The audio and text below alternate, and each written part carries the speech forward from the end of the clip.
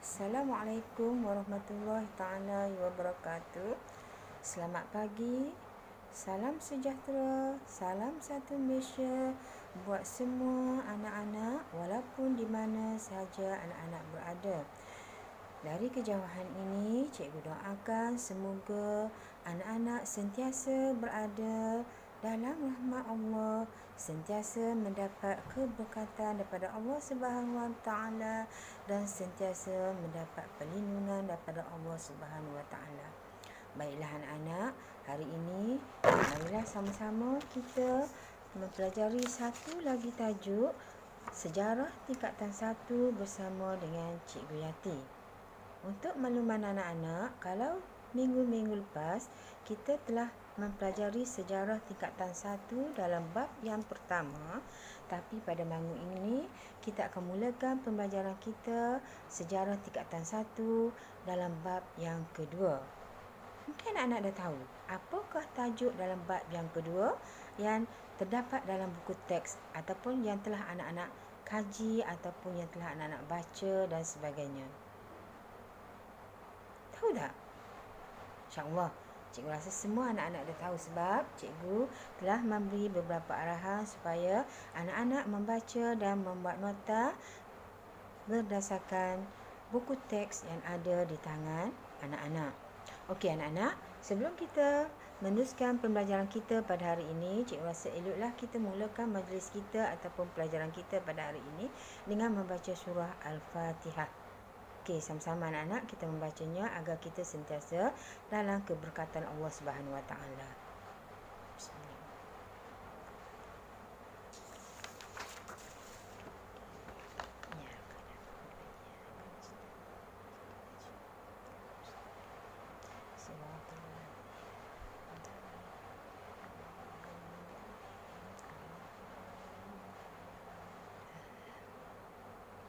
Baiklah anak-anak, dalam bab yang kedua untuk sejarah tingkatan 1, tajuk yang akan kita belajar pada hari ini ialah tajuk zaman air batu.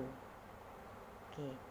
Dalam zaman air batu ni ada beberapa tajuk kecil yang akan kita lihat satu persatu dari semasa ke semasa untuk kita pelajari pada minggu ini. Okey anak-anak, beberapa tajuk kecil yang terdapat dalam bab 1 sebagaimana cikgu bagi tahu sebelum ini adalah seperti begini. Okey anak-anak. Yang pertamanya ialah tajuk kecil 2.1 iaitu di bawah tajuk dunia kita. Tajuk yang keduanya ialah zaman air batu. Tajuk yang ketiga ataupun tajuk di bawah 2.3 ialah garis masa zaman air batu. Tajuk 2.4 ialah ciri-ciri zaman air batu akhir. Manakala tajuk 2.5 ialah perubahan zaman air batu akhir dan tajuk 2.6 ialah kesan perubahan zaman air batu di Asia Tenggara. Okey, untuk pengetahuan anak-anak, kesemua tajuk-tajuk ini kita akan belajar dalam bab 2 tingkatan 1. Okey. Sebelum kita meneruskan tajuk 2.1, cikgu rasa terlebih dahulu eloklah kita kenali dahulu dunia kita secara sepintas lalu. Sebelum itu, cikgu mahu anak-anak cuba rujuk buku teks anak-anak berkaitan dengan bab yang kedua di mana anak-anak boleh buka buku teks masing-masing pada muka surat 24. Okey, 24 di bawah tajuk zaman air batu. Okey, anak-anak. Baiklah anak-anak, sebelum kita pergi berkaitan dengan tajuk dunia kita, eloklah rasanya cikgu memberi penjelasan terlebih dahulu sedikit berkaitan dengan dunia kita pada hari ini. Okey. Dunia pada hari ini untuk pengetahuan anak-anak wujud kesan daripada perubahan fizikal bumi yang berlaku semenjak jutaan tahun dahulu. Perubahan ini berlaku kerana dipengaruhi oleh iklim. Sebagaimana anak-anak tahu, pada awalnya bumi mengalami suhu yang amat sejuk. Maknanya sejuknya sehingga kepada 0 darjah Celsius lah. Okey, masa ini bumi dikenali sebagai zaman air batu. Yang wujud dalam garis masanya ialah zaman air batu ini, iaitu lebih kurang antara 2.5 juta tahun hingga 10,000 tahun sebelum Masihi. Kenapa anak-anak keadaan ini berlaku? Mesti ada sebab, kan? Okey, jadi kenapa keadaan ini berlaku? Ialah kerana berlakunya perubahan yang menyebabkan berlakunya kecairan air batu, ataupun yang lebih jelasnya kita katakan berlakunya proses penglasiaran. Okey, ataupun glasier. Ada dalam buku teks anak-anak berkaitan dengan perkataan glasier, iaitu berkaitan dengan kecairan air batu, di mana air batu tersebut daripada bertongkol-tongkol, daripada melitupi bumi dan sebagainya, dia berlaku proses cair dari semasa ke semasa kerana berlakunya perubahan suhu dan sebagainya. Dan pada masa ini, bumi mengalami tahap peralihan zaman yang menyebabkan suhu berada pada suhu hari ini. Maknanya di sini pada zaman dahulu memang terlalu sejuk. Ada ketulan air batu, ada ais meliputi bumi kita dan sebagainya. Tetapi selepas itu, akibat berlaku perubahan dari semasa ke semasa, perubahan iklim dan sebagainya, cuaca dan sebagainya, maka litupan ais yang menutupi bumi itu semakin cair dan kita boleh berada pada permukaan bumi sebagaimana yang kita ada pada hari ini. Cuma hanya ada beberapa kawasan ataupun kawasan-kawasan tertentu yang ada ketika-ketikanya dilitupi oleh ais, ataupun pada hari ini kita kenali sebagai salji. Okey anak-anak, cik rasa itu adalah penerangan secara ringkas berkaitan dengan zaman air batu secara umumnya. Okey anak-anak, sebagaimana yang telah cikgu janjikan tadi, kita pergi kepada tajuk yang seterusnya, iaitu 2.1 di bawah tajuk dunia kita. Okey. Untuk pengetahuan anak-anak, pengetahuan tentang sejarah bukan sahaja boleh kita mengetahui tentang diri kita saja anak-anak, ya. Bukan kita hanya tahu tentang bila kita dilahirkan, apa berlaku kepada diri kita, apa peristiwa seterusnya kepada kita, negara kita dan sebagainya. Tetapi pengetahuan tentang sejarah juga kita boleh mengetahui tentang diri kita, dan juga kita dapat mengetahui tentang dunia bermula daripada dahulu sehinggalah apa yang kita lihat pada hari ini. Untuk pengetahuan anak-anak, dunia merupakan tempat tinggal kita dan tempat tinggal berjuta hidupan lain. Maknanya di sini, selain daripada manusia, dunia juga dihuni oleh binatang yang sentiasa berubah dari semasa ke semasa, dan juga hidupan-hidupan lain, iaitu seperti tumbuh-tumbuhan dan sebagainya. Okey.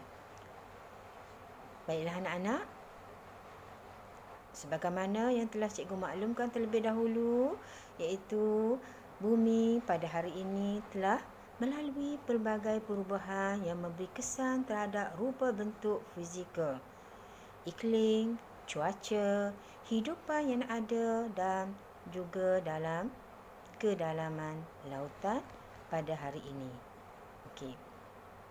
Dan untuk pengetahuan anak-anak kena ingat, dalam kita mempelajari sejarah, anak-anak kena ingat bukan saja para sejarawan yang kita perlu ucapkan terima kasih kerana usaha mereka mengkaji sejarah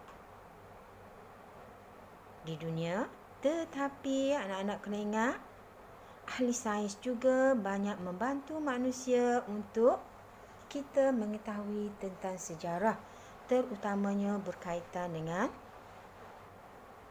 bumi.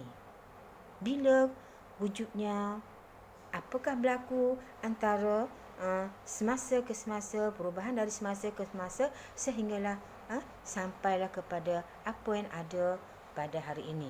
Sebagaimana yang kita tahu, kemajuan ilmu sains dan teknologi juga telah membantu manusia untuk mengetahui sejarah yang berlaku kepada bumi sejak jutaan tahun dahulu. Okey. Di mana anak-anak kena ingat pengetahuan dalam bidang paleontologi, kimia, arkeologi, geologi dan fizik dapat membantu kita untuk membuat penyelidikan tentang perubahan yang berlaku kepada bumi. Dan anak-anak kena ingat, hasil kajian ahli sains, mereka menjangkakan bahawa usia bumi kita ini melebihi daripada 4.6 bilion tahun lalu. Okey. Dan dikatakan juga bumi mengalami perubahan dari segi iklim dan fizikal semenjak mulanya bumi itu terbentuk. Maknanya daripada mula-mula terbentuk bumi ini berlaku dari semasa ke semasa, daripada berlakunya ataupun daripada bumi kita dilitupi oleh air, selepas itu sedikit demi sedikit, semasa demi dari semasa ke semasa berlaku kecairan air, maka jadilah apa yang kita lihat pada bumi kita pada masa kini. Dan untuk pengetahuan anak-anak juga, binatang-binatang yang hidup pada zaman air batu dikatakan oleh ahli sains bahawa binatang-binatang itu adalah mempunyai bulu yang tebal. Okey anak-anak, cikgu nak tanya, kenapa binatang-binatang pada masa itu dikatakan mempunyai bulu yang tebal? Cuba anak-anak fikirkan, cuba anak-anak bayangkan. Mengapa perlu ada bulu yang tebal kepada binatang pada masa itu? Dah dapat jawapan? Okey, cikgu rasa anak-anak semesti sudah tahu. Sebab cuba kita bandingkan dengan diri kita hari ini. Apabila kita cuaca di luar sana sejuk, cuaca di luar sana suhunya sejuk dan sebagainya, kita akan cari sesuatu untuk menutupi badan kita supaya dapat kita mengatasi kesejukan tersebut. Kalau kita manusia, kita akan cari baju yang tebal ataupun pakai beberapa lapis baju untuk menutupi tubuh kita, ataupun kita mengambil baju yang berbulu tebal dan sebagainya yang kita cadangkan ataupun beli siap-siap untuk musim sejuk dan sebagainya. Sama jugalah dengan binatang. Bulu tebal dapat melindungi mereka daripada rasa sejuk badan mereka. Jadi itulah kenapa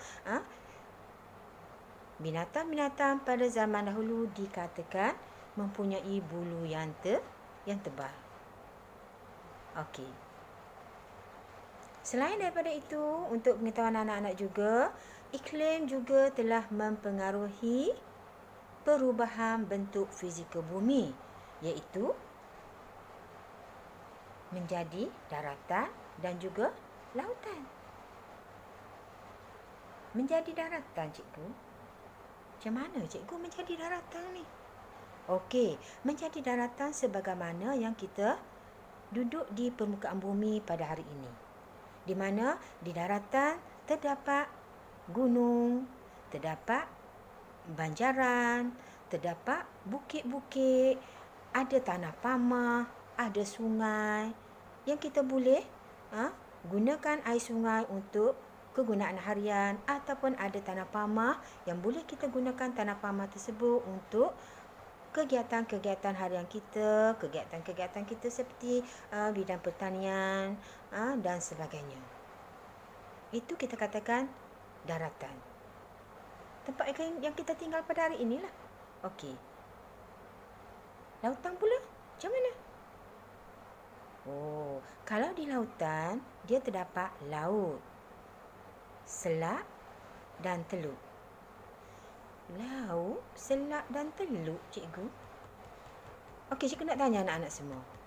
Siapa pernah lihat laut? Ataupun siapa yang pernah pergi mandi laut? Siapa pula yang pernah berada di kawasan selat?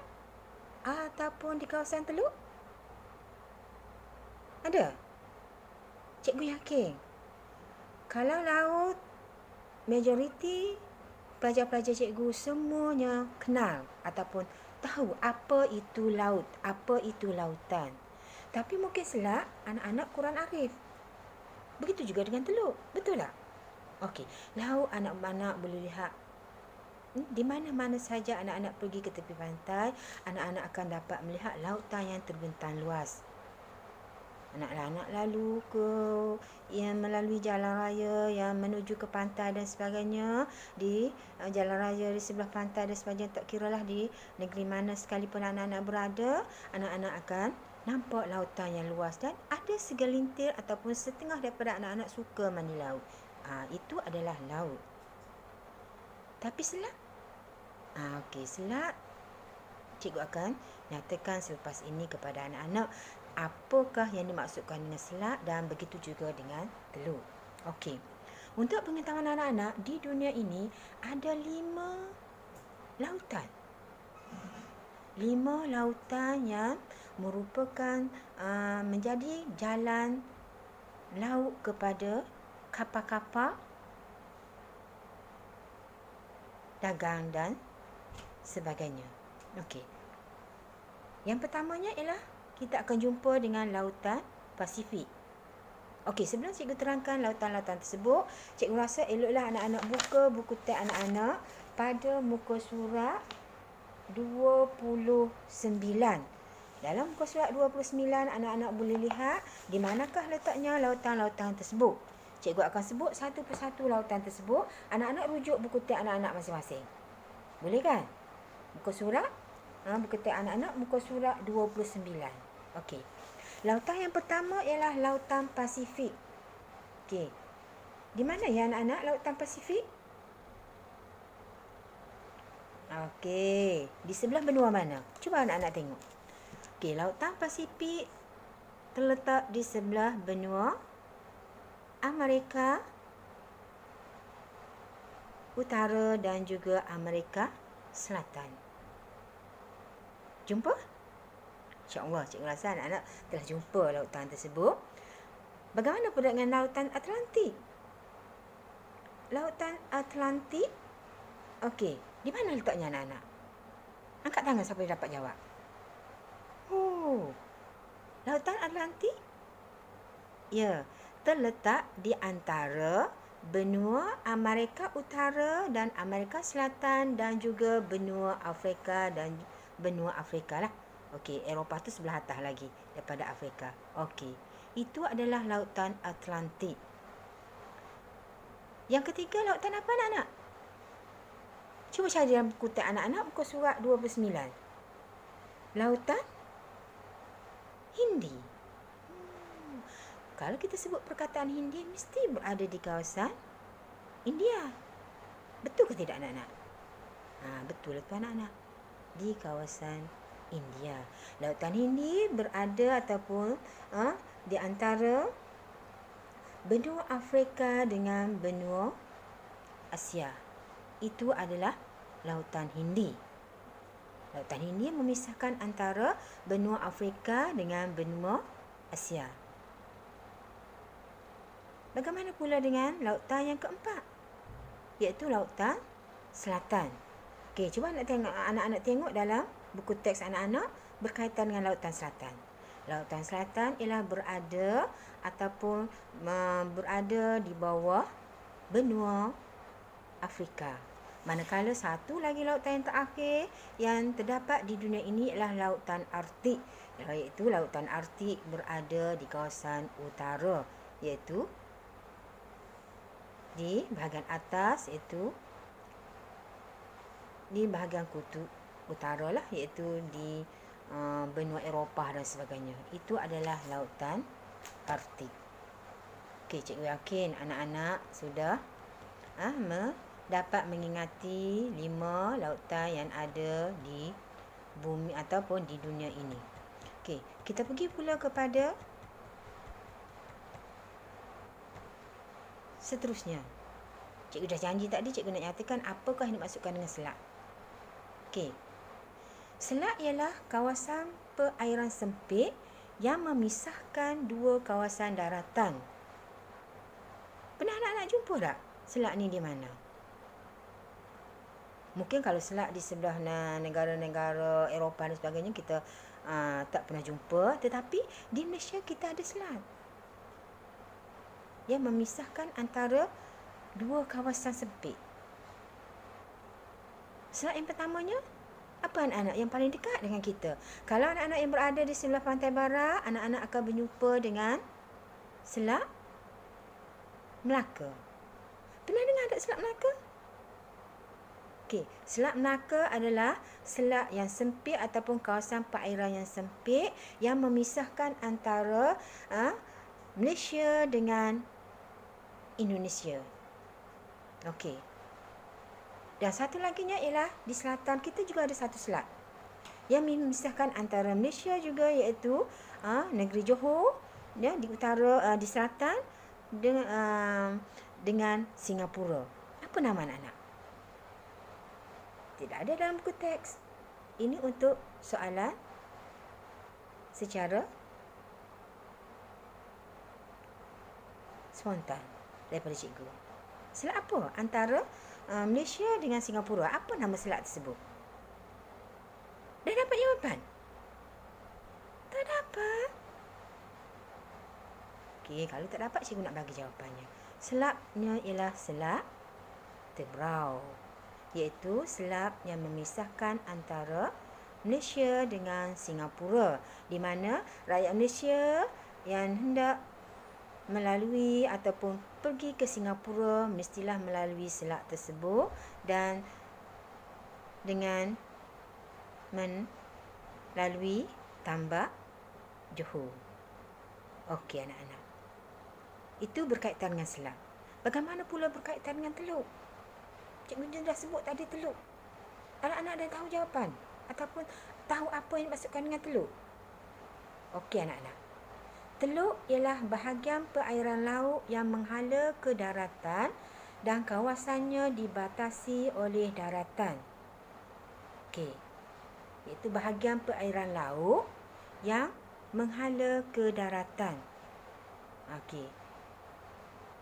Maknanya cikgu pun payah nak sebut di sini untuk bagi penjelasan kepada anak-anak, iaitu ada lengkupan. Kalau anak-anak lihat peta dan sebagainya, anak-anak akan lihat ada lengkupan-lengkupan yang dalam, yang luas, yang memisahkan antara yang masuk ke dalam kita katakan bahagian perairan laut yang menghala ke daratan dan kawasannya dibatasi oleh daratan. Iaitu ada satu kawasan teluk lah. Dan untuk lebih jelas lagi, anak-anak boleh rujuk buku geografi. Okey, di mana ataupun bagaimana keadaan teluk itu terjadi dan sebagainya ada diceritakan dalam pelajaran ataupun mata pelajaran geografi. Okey, itu berkaitan dengan tajuk 2.1. Kita pergi pula kepada tajuk 2.2, iaitu zaman air batu. Tajuk 2.2 zaman air batu, anak-anak boleh rujuk pada muka surat 30 dalam buku teks anak-anak. Okey. Apa yang dimaksudkan dengan zaman air batu anak-anak? Untuk pengetahuan anak-anak, zaman air batu merupakan zaman terpenting yang memberi kesan kepada perubahan bentuk fizikal bumi. Macam mana cikgu? Okey, zaman air batu ialah garis masa geologi yang menunjukkan suhu bumi menurun pada tahap membeku dalam tempoh yang lama. Untuk pengetahuan anak-anak, pada tempoh ini, sebahagian besar bumi khususnya kutub utara dan kutub selatan dilitupi oleh air batu yang tebal ataupun kita panggilkan dia sebagai lapisan ais. Okey. Sebagaimana cikgu beritahu sebelum ni lah, di mana pada peringkat awal dahulu bumi kita dilitupi oleh ais batu. Dan ais batu ini dari semasa ke semasa apabila berlaku perubahan suhu, berlaku perubahan iklim dan sebagainya, dia mula mencair sehinggalah apa yang kita lihat pada bumi kita pada hari ini. Dan untuk pengetahuan anak-anak, pada akhir zaman air batu, bumi mengalami proses pengglasiaran yang begitu tinggi ataupun dipanggil kecairan air batu yang begitu tinggi. Dan untuk pengetahuan anak-anak, terdapat sekurang-kurangnya 3 tahap berlakunya proses pengglasiaran ini ataupun proses air batu ini mencair. Tahap yang pertama bila anak-anak? Cuba rujuk buku teks anak-anak. Pada muka surat 30. Okey. Tahap pertama iaitu berlaku sekitar tahun 900 hingga 600 juta tahun dahulu. 600 hingga 900 hingga 600 juta tahun dahulu. Lama cikgu. Memang lama. Sebab cikgu dah sebut tadi, proses pengglasiaran ataupun proses air batu ini bermula, proses air batu membeku ini bermula sejak berjuta-juta tahun yang lampau. Okey. Tahap yang kedua ialah antara tahun 250 hingga 80 ribu juta tahun yang lalu. Manakala tahap yang ketiga ialah 10 juta tahun yang lalu. Okey.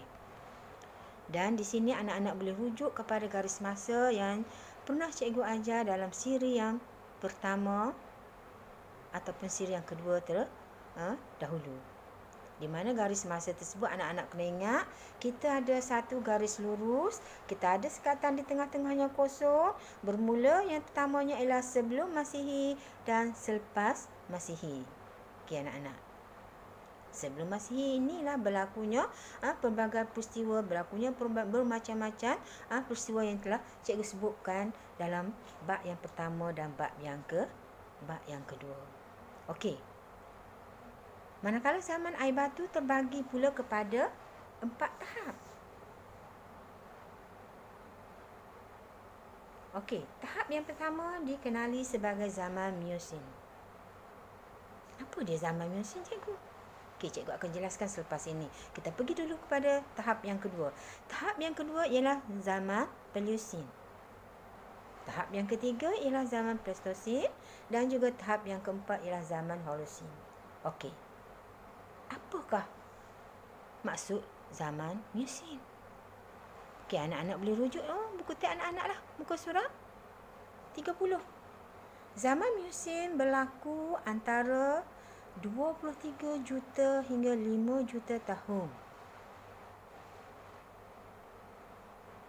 dahulu. Di mana pada ketika ini anak-anak kena ingat, gunung ganang yang terbentuk adalah secara fizikal. Manakala mamalia telah wujud dan berkembang di bumi, begitu juga dengan hidupan di laut dan di air. Dan bagaimana pula dengan suhu pada zaman Miocene ini anak-anak? Okey. Ada jawapan? Okey. Suhu pada zaman Miocene ini ialah suhu dunia pada masa ini adalah panas dan kering. Okey. Zaman yang kedua ataupun tahap yang kedua ialah tahap Pliocene. Bila pula berlaku tahap Pliocene, cikgu? Pliocene ni zaman bila, cikgu ya? Okey. Tahap Pliocene ataupun zaman Pliocene ini berlaku antara 5.3 juta hingga 2.6 juta tahun dahulu. Dan anak-anak kena ingat, mengikut kajian ahli sains, pada masa ini bumi berlaku penyejukan yang global. Okey. berlaku penyejukan yang global ke atas bumi, dan penyejukan yang global ini berlakunya di mana pengeringan alam global dan yang menyumbangkan kepada berlakunya pertumbuhan pada padang-padang ataupun permukaan bumi dengan tumbuhnya rumput-rumput dan juga munculnya savanna-savanna. Pada masa inilah, pada zaman Paleosit inilah kita boleh tengok padang-padang ataupun permukaan bumi telah ditumbuhi rumput-rumput dan juga padang savanna pada masa itu. Okey. Manakala tahap yang ketiga dikenali sebagai zaman Pleistocene, di mana berlaku antara 2.5 juta tahun yang lalu sehinggalah 10,000 tahun dahulu. Untuk pengetahuan anak-anak, pada zaman ini glasier utama berlaku sebanyak 11 kali. Apa maksud glasier utama berlaku sebanyak 11 kali, anak-anak?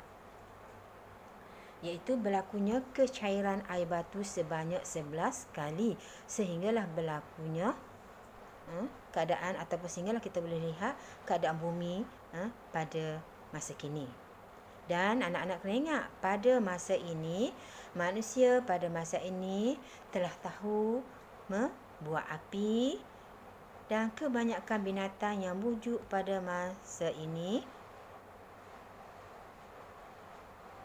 kekal sehingga masa kini. Dan bagaimana pula dengan kehidupan manusia? Dan manusia pada masa ini telah dikatakan telah sampai ke Australia melalui jalan darat dari Asia Tenggara.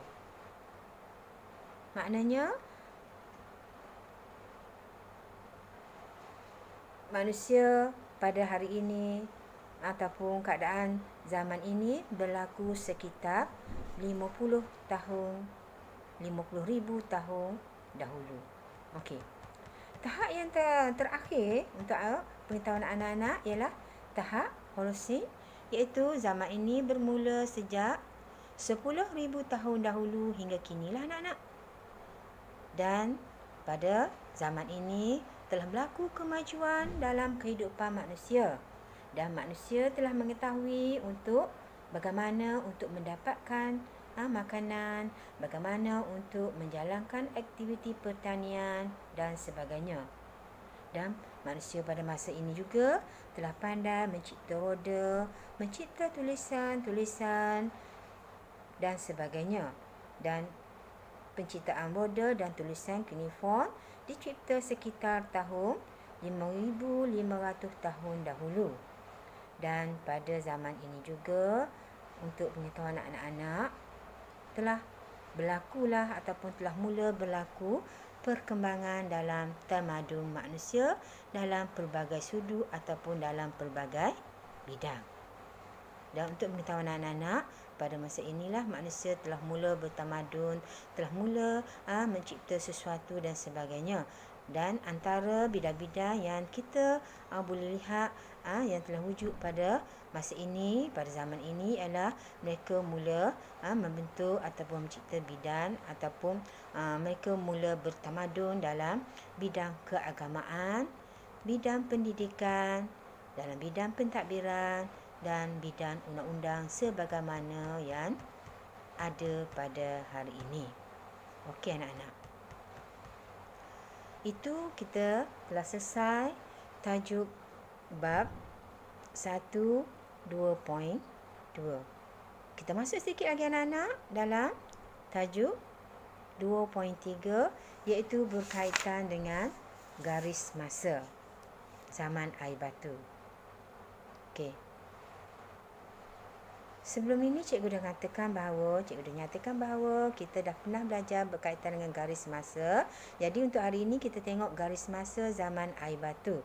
Sebagaimana yang kita ketahui zaman air batu ada 4 tahap. Jadi garis masa tersebut yang peringkat awal dahulu, peringkat mula-mula sekali, kita katakan garis masa dia antara garis masa yang pertamanya ialah zaman Miocene.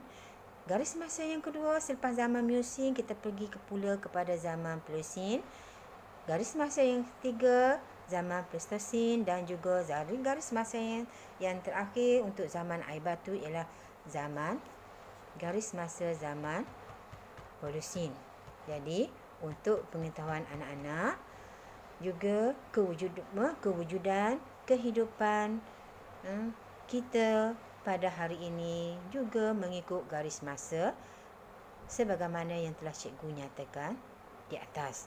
Anak-anak boleh rujuk garis masa, 4 garis masa tersebut mengikut zaman dalam buku teks anak-anak pada muka surat 32 dan juga 34. Jadi, untuk pelajaran hari ini, itu saja rasanya daripada cikgu. Dan cikgu akan sambung lagi pelajaran yang lain, iaitu 2.4, 2.5 dan 2.6 dalam siri-siri yang akan datang, insyaAllah. Jadi, cikgu doakan semoga anak-anak belajar, anak-anak mendapat manfaat apa yang cikgu ajar dan apa yang anak-anak baca dan sebagainya.